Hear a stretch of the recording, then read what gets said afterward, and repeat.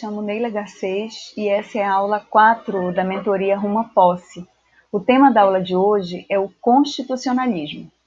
Um tema complexo, desafiador, mas que o objetivo é abordá-lo nas suas principais nuances. Em primeiro lugar, importa identificar uma concepção a respeito de constitucionalismo. Ele significa a identificação das normas básicas que regem a vida em sociedade. O surgimento do constitucionalismo se dá, é reconhecido, a partir de mecanismos de limitação do exercício do poder político e a previsão de direitos e garantias fundamentais das pessoas.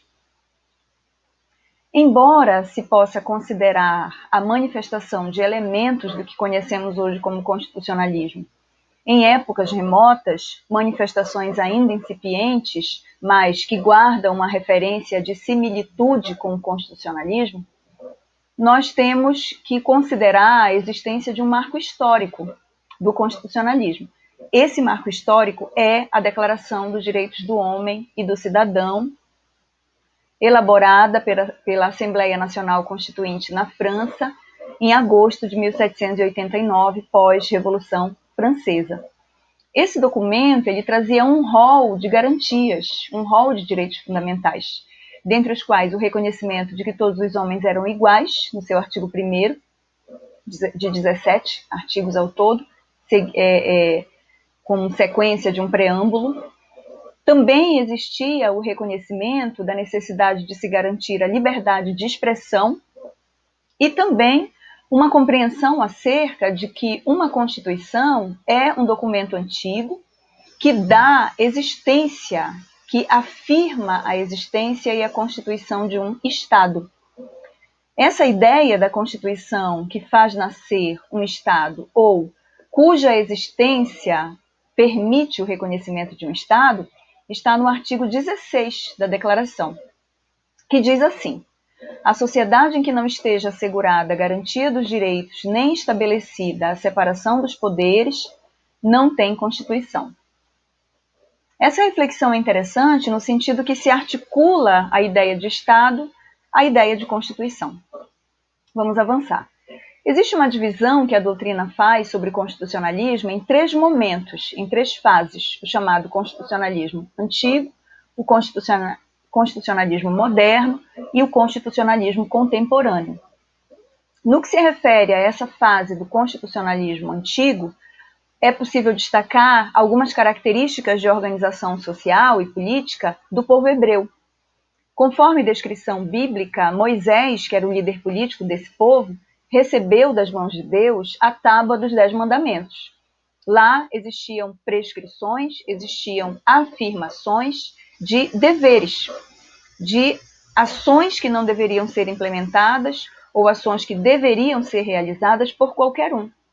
Portanto, eram normas que submetiam a sociedade, inclusive a liderança que a compartilhou, que foi o humano, uma liderança humana, que foi o Moisés. Então, já se tem a compreensão em torno de uma norma superior que tem um valor supremo na sociedade e que submete todos, que está no cerne da interpretação da compreensão em torno do constitucionalismo.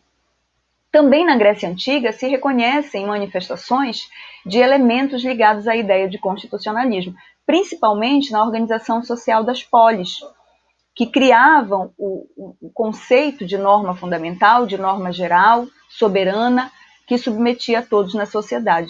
Também existia a atuação dos cidadãos que tinham direitos resguardados perante as autoridades políticas.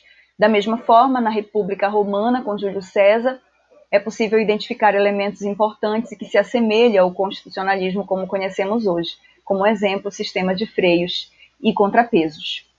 Também, durante o período do que se reconhece como constitucionalismo antigo, foi elaborada a conhecida Carta Inglesa, a Magna Carta de 1215.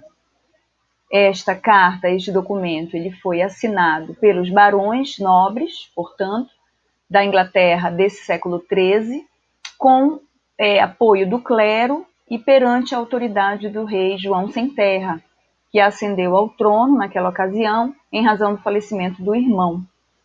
Esse rei passou a realizar, quando assumiu o trono inglês, uma gestão extremamente arbitrária, marcada pela cobrança de altos tributos e também por perseguições e até extermínio de parte dessa população, no caso, a população que se opunha a esses desmandos. A nobreza, portanto, vendo que não conseguia avançar nos seus interesses comerciais e também se vendo ameaçada, principalmente no que se refere ao domínio de propriedade que detinham, decidiram avançar, né, numa reação às atitudes do monarca e o pressionaram a assinar a conhecida Magna Carta. Esse documento, embora do século XIII, é um documento que traz muitos elementos de constitucionalismo e tem um valor histórico e um valor de paradigma para o constitucionalismo muito importante. Porque nessa Magna Carta já tinha a descrição a respeito do devido processo legal, a respeito da necessidade de existir um tribunal pré-determinado onde o julgamento das pessoas pudesse ser realizado, que faz uma referência, por exemplo, à nossa proibição, a que conhecemos do tribunal, a proibição do tribunal de exceção, e outros elementos, outros fundamentos presentes na Carta, que tem mais de 60 dispositivos e que se assemelham muito aos elementos que conhecemos hoje como parte do constitucionalismo. Vamos avançar. Passamos ao constitucionalismo moderno. Esse constitucionalismo moderno, ele já foi vivenciado, ele é reconhecido como o constitucionalismo que sai daquele contexto de monarquia e, portanto, da força absoluta do rei como representante de Deus na terra para um contexto de liberalismo, de Estado liberal, em que a livre iniciativa, a liberdade era garantida ou era necessária para aquele contexto econômico e social também. Então, esse constitucionalismo ele é marcado por um conjunto de regras e princípios voltados para a organização do Estado, com base em, fundamentalmente, dois elementos, que é a limitação ao poder político das lideranças e também a proteção aos direitos e garantias fundamentais. É muito importante perceber que também estava na essência do constitucionalismo moderno a necessidade de se garantir a segurança jurídica, para que todos pudessem agir conforme a lei. Então, é um estado de legalidade, é o conhecido estado de direito que se reconhece no constitucionalismo moderno, inclusive com a garantia da separação dos poderes também, para que um poder pudesse frear, limitar a atuação do outro. É o constitucionalismo da chamada Era das Revoluções, porque dessas revoluções, tanto a norte-americana quanto a francesa, derivaram as primeiras constituições que se reconhece, que é a norte-americana de 1787 e a francesa de 1789. Também a Inglaterra é um país, é um estado importante nesse contexto do constitucionalismo moderno, sendo que há uma diferença importante que vale a pena destacar. O constitucionalismo da França e o constitucionalismo norte-americano, ele foi marcado por um teor de ruptura com uma realidade social e política vigente. Então é o constitucionalismo revolucionário, diferente do inglês, que é muito mais marcado por uma evolução diacrônica, uma evolução histórica dos fundamentos desse constitucionalismo, em que se foram acrescentando direitos com o passar do tempo. Daí a ideia de constitucionalismo histórico inglês. Também é muito importante mencionar, nessas nossas reflexões sobre o constitucionalismo, a existência de algumas correntes filosóficas que se relacionam com a compreensão em torno do constitucionalismo. A primeira delas que eu vou destacar é o positivismo, representado por Hans Kelsen e Herbert Hart. Esses dois teóricos apresentavam um conceito do direito que estava livre de valor. O que isso significa? Significa uma percepção de que o direito não é a moral e não se articula diretamente com ela. Ao contrário, se distancia dela. Alguma coisa que possa estar definida como norma a ser seguida, portanto, como regra legal, não necessariamente precisa ser uma regra do ponto de vista da ética e da moral. Essa é a concepção do positivismo, dentre outras coisas. Também defende a separação, o distanciamento do justnaturalismo, que compreendia o direito como um elemento relacionado com o estado de natureza, com a existência de leis fundamentais em razão da natureza humana. O positivismo se opõe a essa ideia, reconhecendo o direito como exercício de uma atividade humana e que, portanto, reconhecida objetivamente e definida objetivamente. E o direito ele é descrito nessa corrente positivista a partir de um método científico. O direito seria mais uma ciência, assim como são as ciências naturais. Portanto, há um descritivismo quando se pensa tanto na elaboração quanto na aplicação da norma jurídica, segundo o positivismo.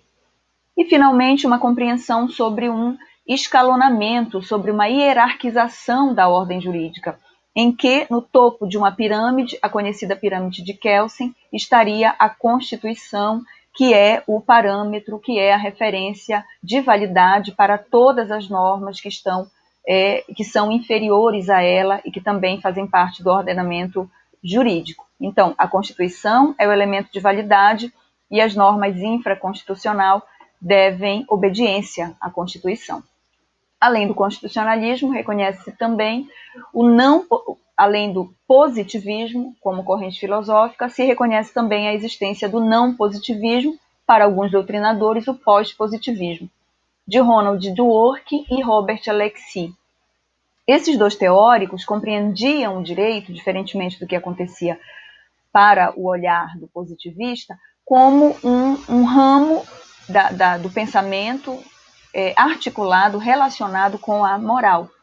Então, do ponto de vista ético, a lei, a regra jurídica precisa estar afinado com conceitos morais também. O ordenamento jurídico passa a ser reconhecido como um conjunto de regras e princípios, e esses princípios que seriam evocados pelo julgador no momento em que ele não identificasse, no caso, por exemplo, de casos complexos, casos difíceis, ele não identificasse de pronto a aplicação de uma determinada norma, ele poderia recorrer a princípios também reconhecidos no ordenamento jurídico e também com eficácia de aplicabilidade. É uma concepção diferente do positivismo, que considerava que no momento do julgamento de casos difíceis havia uma discricionariedade do julgador. Era assim que pensavam os positivistas, uma liberdade para avaliar aquele conceito. Avançando, chegamos ao chamado constitucionalismo contemporâneo.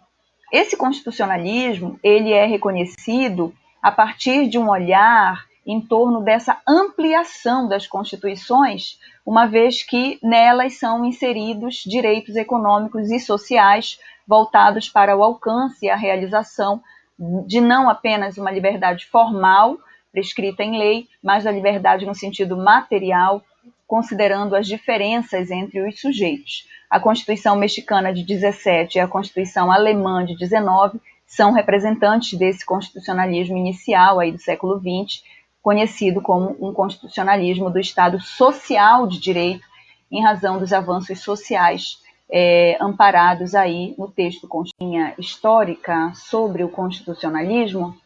Identificamos também a existência do constitucionalismo no Estado constitucional de direito, que surge quando ocorre a Segunda Guerra Mundial e todos os estados que aquela população perseguida pelo nazismo viveu, e todo o horror que o Holocausto implementou, levou à reflexão a respeito do que significava ter na legislação, na Constituição, regras que o líder político deveria seguir. E se esse poder de prescrever essas regras seria infinito, seria inclusive dissociado do ponto de vista da dignidade da pessoa, da preservação do bem-estar social, da vida. Então, todas essas reflexões culminaram com o surgimento de um constitucionalismo de pós-guerra, marcado muito mais por aquela ideia da democracia. Então, é um Estado constitucional, é um Estado democrático de direito. E havia, a partir desse momento, passou a haver o controle do conteúdo da decisão do legislador. Então, o que a lei vai determinar? Do ponto de vista jurídico, é tolerável aquilo que a lei prescreve? Seguindo nessa evolução histórica do constitucionalismo, há também o neoconstitucionalismo. O neoconstitucionalismo, ele tem essa denominação que é passível na doutrina de muitas críticas, no sentido de o termo não ser bem aplicado, ser um termo que não manifesta a evolução real do constitucionalismo, mas a despeito dessas críticas, o que é importante mencionar é que o neoconstitucionalismo ele traz uma preocupação centrada na efetivação dos direitos fundamentais, na força normativa da Constituição, não apenas a presença de enunciados acerca de direitos e garantias do homem, mas que possam esses enunciados serem efetivados na vida, efetivamente, né? Na prática. Há um protagonismo constitucional da Corte Suprema, no caso do Supremo Tribunal Federal, e é possível identificar, é uma classificação doutrinária, 3 marcos para o neoconstitucionalismo: um marco histórico, um marco teórico e um marco filosófico. Esse marco histórico é justamente o contexto do pós-guerra, que faz nascer um novo contexto social e que pede, que exige uma transformação ou uma evolução do que se compreende como constitucionalismo e, portanto, o amadurecimento, o surgimento do Estado constitucional democrático de direito. Um marco teórico, que é um marco hermenêutico, é uma mudança, é um progresso na concepção interpretativa no que se refere às normas constitucionais, reconhecendo-se a supremacia da Constituição, reforçando-se essa ideia, que na verdade já era identificada no positivismo, mas reforçando-se essa ideia a partir do entendimento da força normativa dos princípios, que embora sejam fundamentos de otimização, têm aplicação imediata também a partir de um juízo de ponderação. O marco filosófico é o pós-positivismo, centrado na preocupação não apenas com enunciados de direitos em documentos oficiais ou com caráter supremo, mas com a efetividade no dia a dia da dignidade da pessoa humana.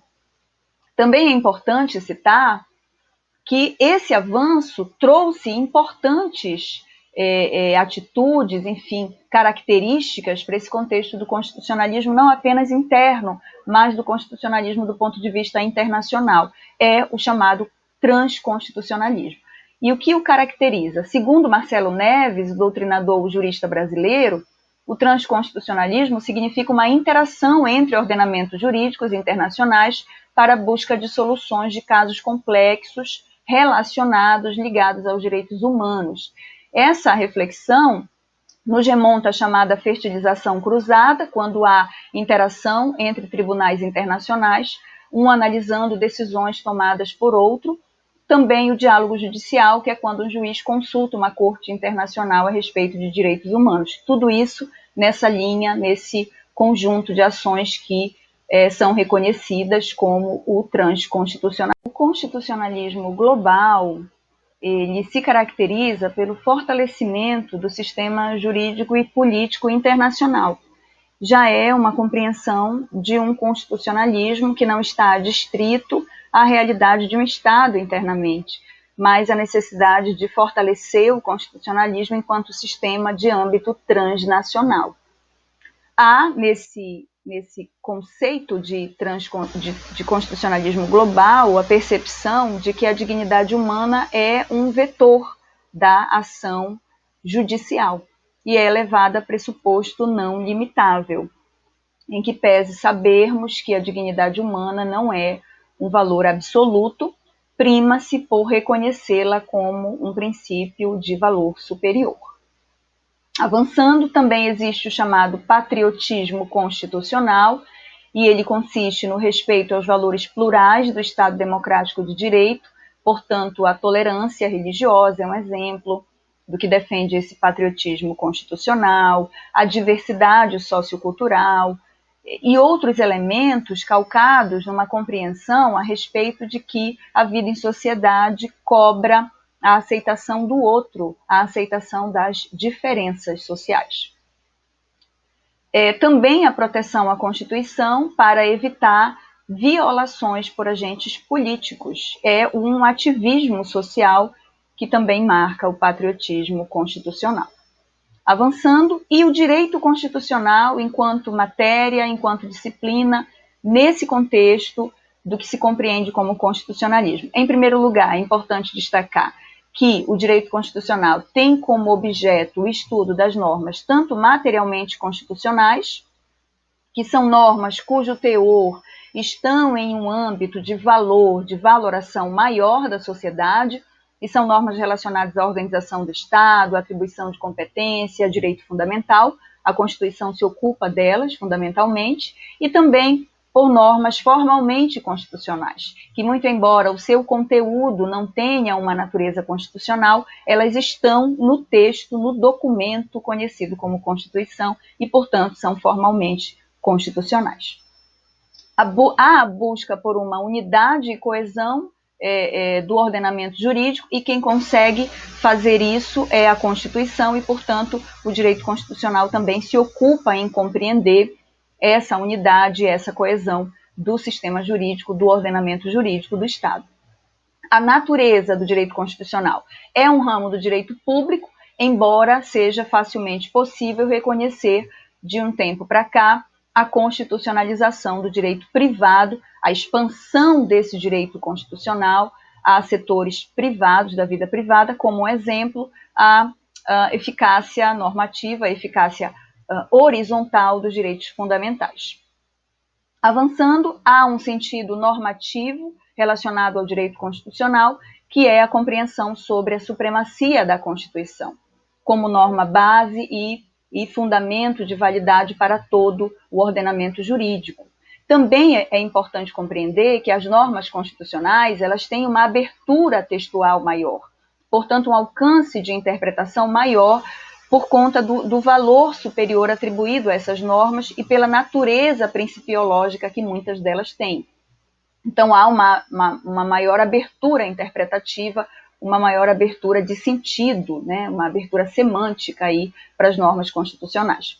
Há a politicidade também caracterizando esse ramo do direito, porque se ocupa de normas constitucionais, enquanto se reconhece que é um estatuto jurídico do poder político a Constituição. E, portanto, há, muito mais do que para outros ramos do direito, muitas interferências políticas no direito constitucional. Também há a transversalidade, caracterizando o direito constitucional, tendo em vista que ele se ocupa com temas plurais, porque defende e se desenvolve a partir de conceitos amplos da sociedade. Avançando, essa ideia de supremacia constitucional é a supremacia tanto material, no que se refere ao conteúdo da norma, quanto a supremacia formal, no que se refere à necessidade de se preservar esse documento enquanto documento de valor superior. E é um princípio implícito na Constituição. Destaco para vocês o artigo 85, que traz uma referência à Constituição. São crimes de responsabilidade os atos do presidente da República que atentem contra a Constituição Federal. É possível perceber a presença dessa ideia de que a Constituição precisa ser protegida, precisa ser preservada, e até o líder maior da nação há de ser responsabilizado caso atente contra ela. Então, implicitamente, reconhecemos a importância da Constituição e, portanto, o grau de superioridade atribuído a ela. Da mesma forma, o artigo 102 da Constituição afirma: compete ao Supremo Tribunal Federal a guarda da Constituição. Então, destacamos aí a necessidade do Tribunal Superior Brasileiro manter preservado o valor da Constituição e a necessidade de esse documento ser protegido. É, novamente, reconhecer implicitamente, ainda aqui, né, implicitamente, a ideia do valor superior da Constituição da República. Esses foram os estudos que eu fiz sobre o assunto constitucionalismo, um assunto bastante interessante, e eu espero que tenha contribuído com os estudos de vocês. Muito obrigada pela atenção e até a próxima.